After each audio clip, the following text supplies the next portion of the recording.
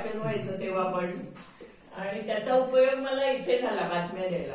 म्हणजे अजूनही, म्हणजे मला आता शाळा सोडून पण झाली 55 वर्ष शाळा सोडून झाली, तरी सुद्धा त्या बाईंची आठवण मला अजून येते की त्यांच्यामुळे आज आपल्याला ही सवय लागली.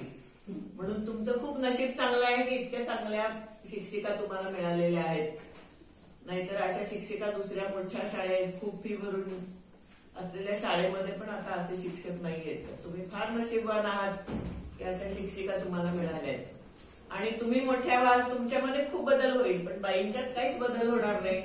बाई अशाच राहणार आहेत, तशा थोड्याशा म्हाताऱ्या होतील, पण त्यांच्यात तुम्हाला बदल नाही होणार. तुम्ही कुठे गर्दीमध्ये दिसलात, आता तुम्ही मोठ्या ऑफिसर झालात, काय झालात, तर तिथे जर तुम्हाला बाई दिसल्या तर तुम्ही त्यांना सांगायचं, बाई मी तुमची विद्यार्थिनी.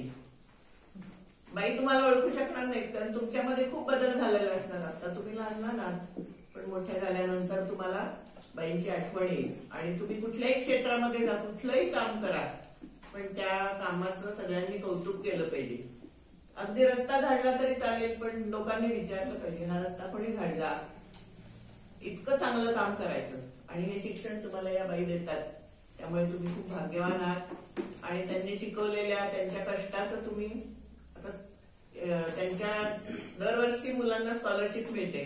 यंदा बघूया जास्तीत जास्त मुलांना स्कॉलरशिप मिळाली पाहिजे. हा, तुम्ही सगळ्यांना छान अभ्यास करा आणि मग मला बोलवा. स्कॉलरशिप मिळाल्यानंतर मी बक्षीस द्यायला येईन तुम्हाला. हा.